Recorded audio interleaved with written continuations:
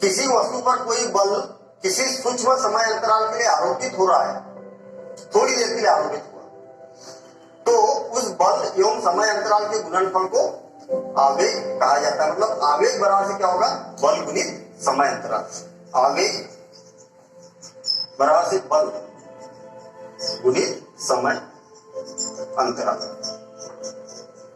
अब यहां पर देखना, बल क्या राशि है, बल की राशि क्या है, सदिश राशि है। बल शुरू में बताया क्योंकि इसमें तोरण लगा है। बल सदिश राशि है, समय अंतराल तो अदिश राशि है। तो यहाँ पर हम बोल सकते हैं कि ये बल का मात्रक क्या है, न्यूटन, और समय अंतराल का मात्रक क्या है, टी है। तो इसका मात्रक क्या होना चाहिए, आवेग का मात्रक क्या होना चाहिए, न्यूटन सेकंड होगा, न्यूटन सेकंड होगा। अच्छा, आवेग क्या होगा, एक सदिश राशि होगा। नेक्स्ट पॉइंट देखते हैं हम। खुरदुरी सतह पर गतिमान वस्तु पर लगने वाले गति विरोधी बल की घर्षण बल या घर्षण कहते हैं। गति विरोधी बल को क्या बोला जाता है, घर्षण बल या घर्षण कहा जाता है। गति विरोधी, मैंने इस बॉल को धकाया तो विरोध किसने किया, इसके पृष्ठ ने विरोध किया, इसके पृष्ठ ने क्या किया, इस पर विरोध बल लगाया, तो इस विरोधी बल को क्या बोला जाता है, घर्षण कहा जाता है। तो याद रहे, घर्षण किसे बोला जाता है, जब किसी सतह पर गतिमान वस्तु है और गतिमान वस्तु पर विरोधी बल कार्य करता है, तो उस विरोधी बल को क्या बोला जाता है, घर्षण बल या घर्षण कहा जाता है। नेक्स्ट पॉइंट,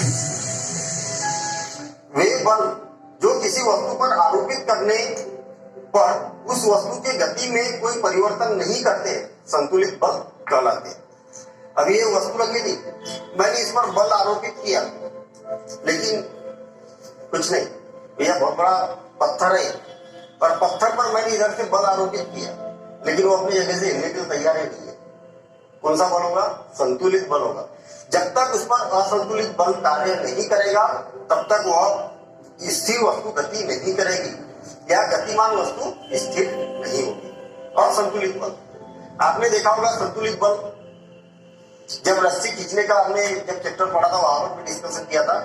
जब रस्सी खींचने वाली बात होती है तो स्कूल में रस्सी खींच प्रतियोगिता में होती है ना, कुछ बच्चे इधर से खींचते हैं, कुछ बच्चे उधर से खींचते हैं। संतुलन नाम से क्लियर है भाई, जब दोनों इधर से अगर बल बराबर रहेगा तब तक कोई भी अपनी जगह पर इधर से वो खींचते रहेंगे, उधर से वो लोग खींचते रहेंगे, अपनी जगह पर स्थिर रहेंगे। लेकिन जब भी असंतुलित बल लगेगा, जिसका भी बल ज्यादा हो जाएगा वो सामने वाले को खींच लेगा। तो असंतुलन और संतुलन, इससे याद रखना है आपको, और रस्सी खींच वाले से याद रखना है ना। तो संतुलन बल मतलब क्या होगा, संतुलित बल मतलब वस्तु की स्थिति में कोई परिवर्तन नहीं। जब दोनों इधर से बराबर बल लगेगा तो रस्सी न तो इधर जा पाएगी न तो इधर जा पाएगी, संतुलित बल लगेगा। और जब भी असंतुलित रहेगा तो कोई भी उसको खींच लेगा।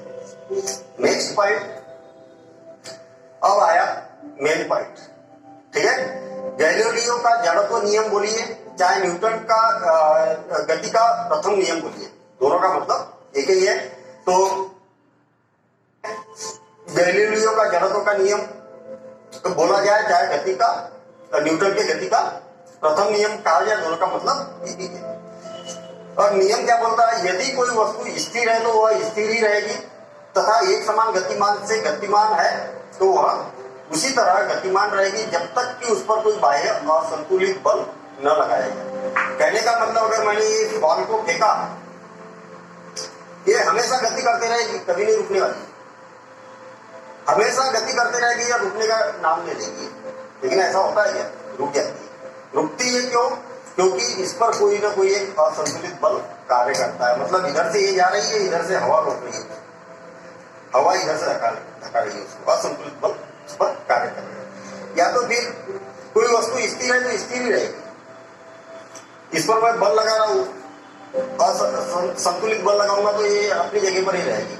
लेकिन जैसे इस पर असंतुलित बल लगेगा, गति करने लगेगी। ठीक है, तो ये क्या है, न्यूटन का प्रथम नियम। देखते हैं हम नेक्स्ट पॉइंट, न्यूटन का गति का द्वितीय नियम या विशेष द्वितीय नियम भी इसको बोला जाता है।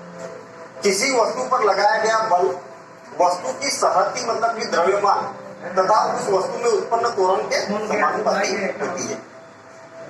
लगाया गया बल उसकी सहज की मतलब द्रव्यमान और उसके त्वरण के समानुपाती होती है। मतलब यह प्रोपोर्शनल टू द्रव्यमान गुणित त्वरण। ठीक है। और यहाँ पर यह जो है वो क्या होगा, नियतांक रहेगा। तो के अगर मान लिया जाए तो के ये होगा, और नियतांक को अगर हटा दिया जाए तो ये क्या हो जाएगा, बल बराबर से द्रव्यमान गुणित त्वरण होगा। और ये हम पहले समझ चुके हैं। ठीक है। तो न्यूटन का द्वितीय नियम हम ऑलरेडी पहले लिख चुके थे। यहाँ पर नेक्स्ट पॉइंट देखते हैं, संवेग परिवर्तन की दर को बल कहते हैं, या संवेग परिवर्तन की दर क्या कहलाती है, बल कहलाता है। देखना, संवेग की परिभाषा क्या लिखी मैंने, द्रव्यमान गुणित वेग। संवेग परिवर्तन, यहाँ पर मजे की बात है, यहाँ ध्यान से सुनना जरा। संवेग परिवर्तन, संवेग परिवर्तन क्या होता है, द्रव्यमान गुणित वेग। अब मैंने इस बॉल को फेंका तो इसका वेग तो अलग अलग जगह पर अलग अलग होगा कि नहीं? भाई मैंने फेंका तो प्रारंभिक वेग अलग है और अंतिम वेग अलग है। तो कहने का मतलब प्रारंभिक संवेग और अंतिम संवेग दो प्रकार के संवेग मिलेंगे ना। मान लिया जाए कि प्रारंभिक वेग कितना है, u है, और अंतिम v है, और वस्तु का द्रव्यमान कितना है, m है।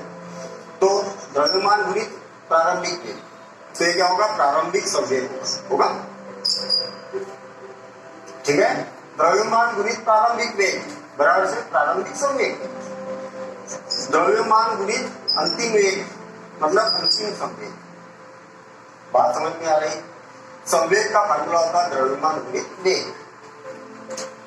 अभी यहाँ पर क्या बोल रहे हैं, संवेग में परिवर्तन की दर लगाए हुए बल के बराबर होती है। अभी देखते हैं हम बल के बराबर हो रही है। संवेग में परिवर्तन, परिवर्तन क्या हुआ, अंतिम वेग में से प्रारंभिक अंतिम संवेग में से प्रारंभिक संवेग को माइनस करो। देखना, P2 माइनस P1 की दर, इसका मतलब समय बराबर से, ध्यान देना इधर। P2 का मान कितना है, m v minus m u divided by t। अभी यहाँ पर और आगे एक स्टेप ले जा रहा हूँ, तो मैं m कॉमन निकला और एक हो जाएगा v minus u divided by t। वेग में परिवर्तन की दर का फार्मूला है, ये त्वरण का फार्मूला है। अंतिम वेग माइनस प्रारंभिक वेग डिवाइडेड बाय समय अंतराल, और इसी वर्ड क्या हो गया, द्रव्यमान गुणित त्वरण। ये त्वरण का फार्मूला हो गया, त्वरण अंतिम वेग माइनस प्रारंभिक वेग डिवाइडेड बाय टी। इसका मतलब ये क्या होगा, संवेग परिवर्तन की दर जो होगी वो क्या होगी, ये बल के बराबर ही तो हो गया, द्रव्यमान गुणित त्वरण, इसको बल बोला जाता है। ठीक है। तो बल बराबर से क्या होगा, द्रव्यमान गुणित त्वरण। बोलिए, कहने का मतलब यहाँ पर ये है कि द्रव्यमान, बल बराबर से क्या होगा, द्रव्यमान गुणित त्वरण होगा। तो संवेग जो होता है वो क्या होता है, संवेग परिवर्तन की दर क्या कहलाती है, बल कहलाती है, बल के बराबर होता है। तो इसको हम दोनों तरीके से समझ सकते हैं, संवेग परिवर्तन की दर बल कहलाता है, या बल बराबर से द्रव्यमान गुणित त्वरण ही होता है। और इस प्रकार से हम इसको प्रूफ कर सकते हैं। देखते हैं हम नेक्स्ट पॉइंट, न्यूटन का गति का तीसरा नियम अथवा क्रिया की प्रतिक्रिया नियम। देखना, न्यूटन का जो तृतीय नियम है उसके दो नाम है, एक तो क्रिया की प्रतिक्रिया और न्यूटन का तृतीय नियम। यह क्या करता है, क्रिया की प्रतिक्रिया क्या बोलता है, प्रत्येक क्रिया के बराबर तथा विपरीत प्रतिक्रिया होती है। मतलब अगर मान लिया जाए मैंने किसी ट्रक को धक्का दिया तो वो ट्रक भी उतनी ही मेरे को प्रतिक्रिया करेगा। मतलब इधर से जितना बल लगाया जाएगा वो प्रतिक्रिया उतनी ही उसकी होने वाली है। तो ये क्या कहलाता है, न्यूटन का तृतीय नियम कहलाता है। नेक्स्ट पॉइंट, संवेग संरक्षण का नियम क्या बोलता है, इंपॉर्टेंट है संवेग संरक्षण का नियम। और हमने इससे रिलेटेड बहुत सारे क्वेश्चन भी किए थे, संवेग संरक्षण के नियम से रिलेटेड। किसी निकाय का संपूर्ण संवेग नियत रहता है यदि उस पर कोई बाह्य बल न लगाया जाए।